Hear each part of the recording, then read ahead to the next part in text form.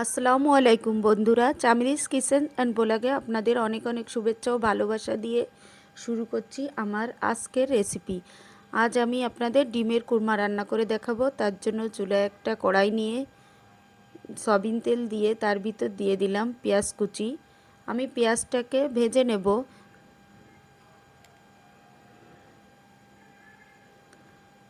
এই যে আমার আছে 60 পিস ডিম, আর এখানে আমি 5টা নারকেলের দুধ করে নিয়েছি, মিডিয়াম সাইজের 5টা নারকেল দুধ করে নিয়েছি।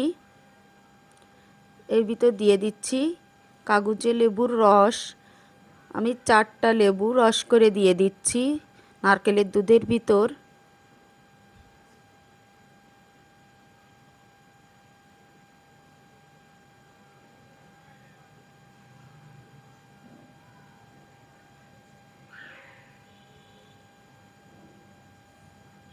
আমি লেবু দিয়ে এরপর দিয়ে দেব আদা বাটা 4 টেবিল চামচ পরিমাণে।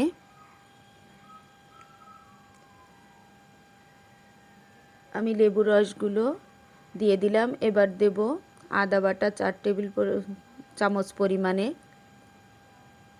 দিয়ে আমি হাত দিয়ে একটু গুলে দিচ্ছি যাতে দুধের সাথে মিশে যায়।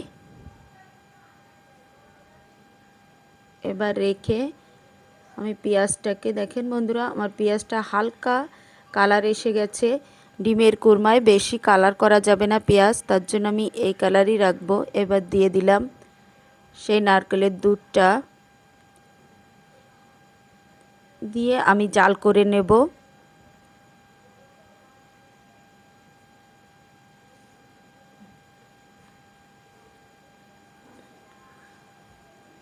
এবার দিয়ে দিলাম গুঁড়ো দুধ, 1 কাপ পরিমাণে গুঁড়ো দুধ আমি পানির সঙ্গে গুলিয়ে নিয়েছি।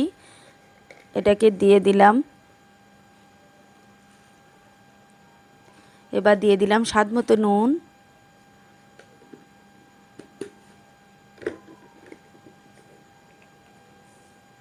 এবার দিয়ে দিচ্ছি চিনি। আমি 2 টেবিল চামচ পরিমাণে চিনি দিয়েছি।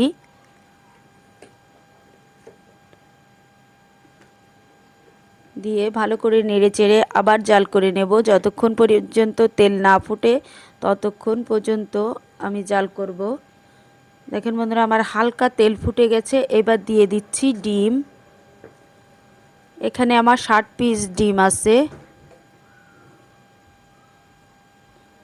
ডিমগুলো সব দিয়ে দেব কড়াইতে। এবার যতক্ষণ তেল না ফুটবে ততক্ষণ জাল করব।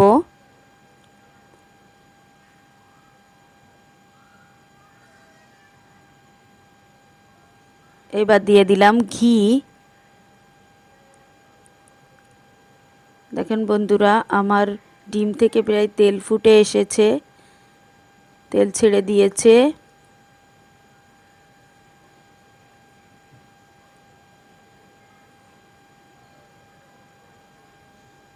এবার দিয়ে দিচ্ছি একটু গরম মশলার গুঁড়ি।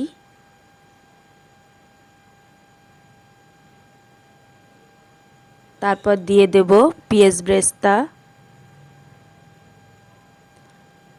আমার ডিমটা হয়ে গেছে। পেঁয়াজ ব্রেস্তা দিয়ে আমি ডিমটাকে নামিয়ে নেব।